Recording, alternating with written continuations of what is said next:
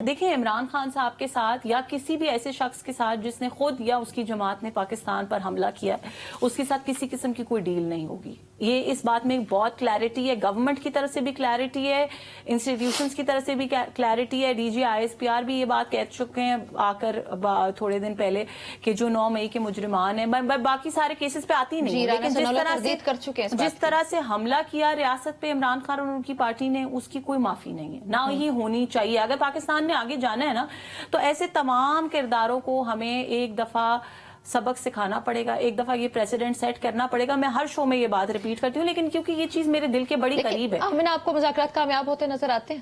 فیصلہ بھی آنے لگا 190 ملین پاؤنڈ کیس کا، اس کے بعد آپ کو لگتا ہے اس کو کوئی فرق پڑے گا؟ اور اس پہ بائی دی وے عمران خان خود کہہ چکے ہیں کہ بڑا مجھے ٹیکنیکل سزا کوسچن ہے. I tell you something. جی، میں یہ سمجھتی ہوں کہ اگر مذاکرات دل سے کرنے ہوں اور اگر یہ سمجھنا ہو کہ مذاکرات واقعی ہم چاہتے ہیں پاکستان کی بہتری میں، پاکستان کے مفاد کے لیے ہم مذاکرات کرنا چاہتے ہیں اور مذاکرات کو کامیاب بنانا چاہتے ہیں نا، تو یہ 2 ایجنڈاز پی ٹی آئی کو پیچھے چھوڑ کے آنے پڑیں گے. ایک 9 مئی کے مجرمان والا، وہ کوئی بھی ہے، وہ Imran Khan included, anybody and everybody, ٹھیک ہے. دوسری بات یہ نہیں، کمیشن کی بات تو ہے، لیکن جن لوگوں کا آلریڈی ملٹری ٹرائل ہو رہا ہے ان کے بارے میں تو کمیشن کچھ نہیں کر سکتا نا. 19 کو ریلیف مل گیا، 19 کو ریلیف ملا ہے ہیومینیٹیرین گراؤنڈز پہ. باقیوں کی اپیلز چل رہی ہیں. اگر ان کو ریلیف مل جاتا ہے ہیومینیٹیرین گراؤنڈز پر، ان کو معافی مل جاتی ہے، وہ الگ بات ہے، لیکن اس بات کا مذاکرات سے کوئی تعلق نہیں ہونا چاہیے. اسی طرح جو عدالتوں میں کیسز چل رہے ہیں، وہ 190 ملین پاؤنڈ کا کیس ہو یا کوئی اور کیس ہو، پہلے بھی ہم نے بات کی عمران خان صاحب کی رہائی کے اوپر، یہ ایک جوڈیشل پروسیس ہے. مذاکرات ہم نے کرنے ہیں تو جو کرنٹ سینیریوز ہیں، جو پارلیمانی سچویشنز ہیں، ہاں اگر اس بات پہ مذاکرات کرتے ہیں کہ جی ہمیں احتجاج کرنے کی زیادہ اجازت دی جائے،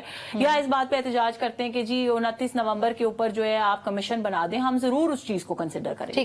لیکن جو جوڈیشل معاملات ہیں اس کے اندر حکومت انٹرفیئر نہ تو کرے گی اور نہ ہی 9 مئی کے مجرمان کے اوپر یا اس طرح کے کسی شخص پہ جو ریاست پہ حملہ آور ہو اس کے لیے کسی قسم کی ڈھیل یا ڈیل کی کوئی آپشن نہیں ہے. کیونکہ دیکھیں یہ ملک سے غداری ہوگی اس وقت اگر حکومت یا کوئی بھی شخص ایسی بات کرے گا نا کہ ہم ایسے مجرمان کو جو ہے وہ ڈھیل دے دیں، وہ میں سمجھتی ہوں ملک سے غداری ہوگی. ٹھیک ہے ساتھ صاحب، میرے پاس 1 منٹ ہے. جو سوال میں نے آمنہ سے پوچھا تھا اسی کا جواب دیجیے گا.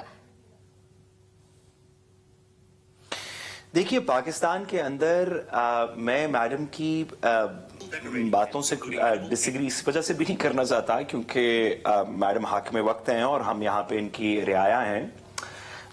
میری گزارش صرف اتنی سی ہے کہ میڈم کی لہجے سے اور باتوں سے کانفرنٹیشن زیادہ نظر آتی ہے، سیٹلمنٹ کم نظر آتی ہے.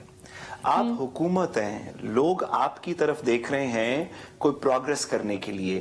آپ جو کہتی ہیں کہ 60 دن میں ہم یہ کر دیتے، 90 دن میں وہ کر دیتے، جو پچھلے سال کی پروگریس ہے آپ کی اپنی گورنمنٹ کے ریلیز نمبرز، ہمارے نہیں اسٹیٹسٹکس ڈپارٹمنٹ کے، فیڈرل گورنمنٹ کے ریلیز نمبرز کہتے ہیں کہ آپ 1% سے کم آپ نے گروتھ کی، 0.9% کے قریب گروتھ ہے.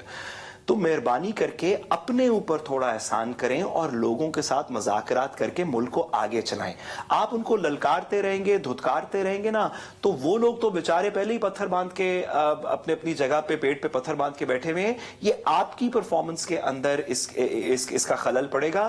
آپ لیکن یہ کام کرنا چاہتے ہیں. نواز شریف صاحب کی پارٹی ماضی کے اندر بھی اپنے پیر پہ کلہاڑی مارنے میں بہت ماہر رہی ہے. پھر سے کرنا چاہتے ہیں تو ضرور اس مذاکرات کے پروسیس کو ریڈیکیول کریں. لیکن اگر آپ اپنے لیے ملک کے لیے کچھ بہتری چاہتے ہیں تو مجھے یقین ہے جو لوگ بھی اس میں بہتری چاہتے ہیں تو مجھے یقین ہے کہ وہ اس کو کسی مثبت کنکلوژن تک لے کے جائیں گے. ٹھیک ہے.